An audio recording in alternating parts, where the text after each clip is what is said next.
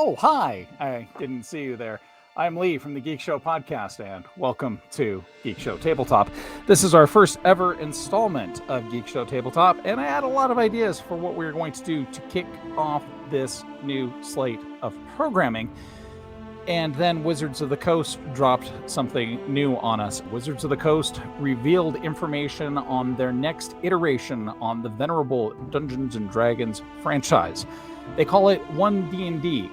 And they went out of their way to assure us that One D&D is not here as necessarily a 6th edition. It's more of an enhancement and an improvement for the 5th edition rules that we've been playing for the last 8 or so some odd years.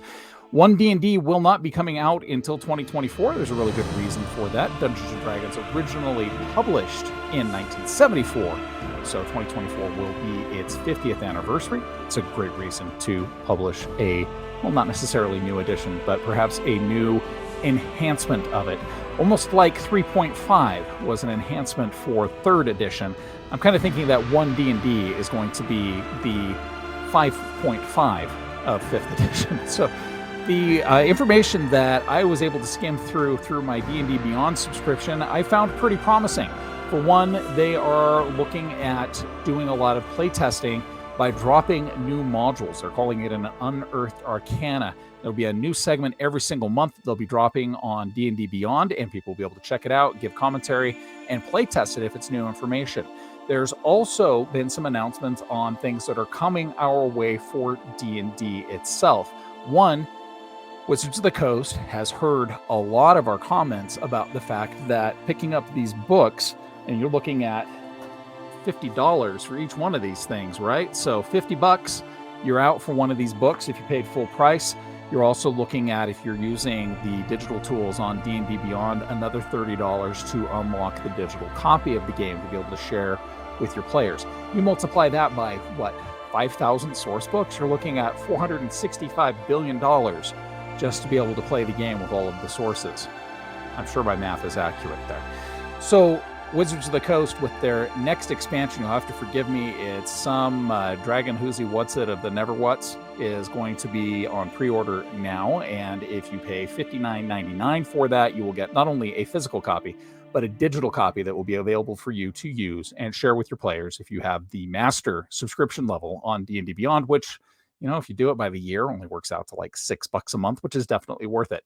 The other thing that they talked about that I'm rather excited about is what appears to be their own version of a virtual tabletop. And with that, I'm going to show you the video that they shared today. I think this is some pretty cool stuff. We'll check this out. So D&D Digital is, I think, the name of the platform. There's not a lot of information about D&D Digital yet, but it does look like you'll have fully developed miniatures. You'll be able to move the miniatures around. There's a couple of jokes about how they're using it to benefit lazy DMs, because at the root of it all, we're all lazy DMs. They're going to be using the Unreal Engine to make sure that the miniatures look fantastic. Those miniatures look fantastic. I am really excited about it. I do have a couple of concerns that I'll talk about here in a few minutes, but this looks like a really beefy virtual dungeon creator. And Unreal looks fantastic. Looks like they've got some animations worked into it. Also looks like they've got some variety with their miniatures, which for me is really important. I'm a major fan of miniatures. I don't even care if they're physical. I just like the idea of being able to unleash cool looking creatures. Like that orc is amazing. Look at this dwarf cleric. He's got his holy water on his vials. I'm going to go back and check that out here in just a second. Now, it looks to me like there's a possibility, this is my hopes, maybe I'm dreamcasting here, but I'm hoping that, like with the digital copy of the hardcover books that they've put out, I'm hoping that Wizards of the Coast is going to make it so that if you buy a pack of miniatures, you get a digital code to use your miniatures in digital D&D. That's my hope. Whether or not that's actually going to happen is a whole other story, and we're not going to know, because this thing isn't actually going to start playtesting until 2023. And even then, they're talking about maybe the mid part of 2023. So it's not going to be something that we're going to be looking at anytime shortly. So let's go back and see if we can check out that cleric that we were just looking at a minute ago. All right, look at this guy. Look at these vials he's got here on his belt. Looks like he's got his holy water vials. He's got his amulet of protection. Look at the reflections on his staff. Now, I'm glad that they don't move around much, because that would be really distracting if you're looking at a lot of animation going on with the miniatures. There's really no need for that. This isn't a video game, right? But these miniatures look fantastic. This rogue, let's see if we can see her. She looks so good. And yeah, it's a little cartoony. It's a little World of Warcrafty, but come on, I think we've gotten kind of used to that. So great looking figures. So here's my hopes. Here's my concerns. While we're going into Digital D&D as part of One D&D, I'm looking at this character here. This rogue is awesome. What I am hoping you're able to do is customize this model. I'm hoping that you're able to get in there and change the colors. I'm hoping you can put in different weapon options and change hairstyles and things along those lines. That's where I think I may be wrong about having a digital code with your physical miniature, because it would be really hard if, say, Wizards puts out this incredible looking rogue figure and you pick it up at your local gaming store and you take it home and you punch in your code and that's what you get, right? I don't think that they're going to be able to punch in a code that allows you to change weapon options on that model. It'd be cool if they could. It would take a level of programming that is beyond my comprehension, but I think it would be fantastic if you were able to bring this rogue home, punch it into your digital D&D game, and host it on D&D Beyond, and be able to get in there and say, okay, she's not so purpley, she's more blue and red, and she has completely white hair and crow makeup because she's a member of a death cult. That would be really awesome. One of the other things that they mentioned when they're talking about One D&D that I thought was cool, I really like virtual tabletops. I think systems like Foundry, which is what I use, Roll20 is fantastic. There's some really, really good, robust and elegant virtual tabletops out there, and I'd hate to see them lose the support they've had over the last few years from Wizards of the Coast.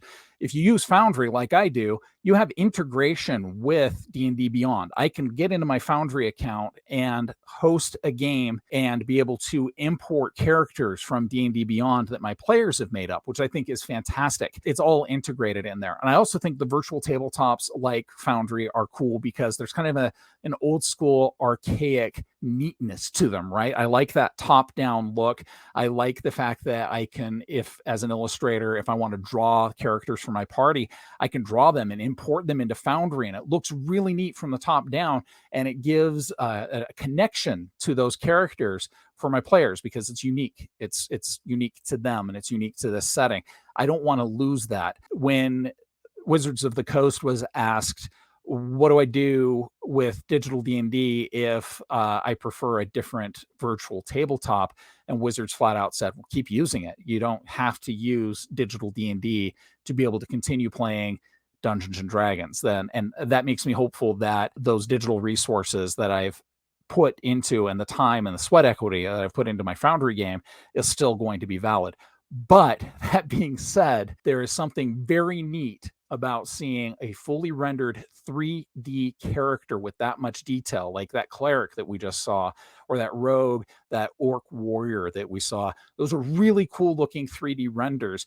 And the fact that you can go around that digital setting, that dungeon that they were showing off, and see those characters from any angle and be able to move them around, that's a level of immersion that we don't have with your typical available virtual tabletop that you can pick up right now, like on Steam or online or somewhere else. Digital D&D does look super promising to me. I hope, again, that it has that level of customization. I do have concerns that that's going to be lacking, but my fingers are absolutely crossed. I want to know what you think about One D&D and what you think about Digital D&D in particular, as I will be showing you over the next few weeks.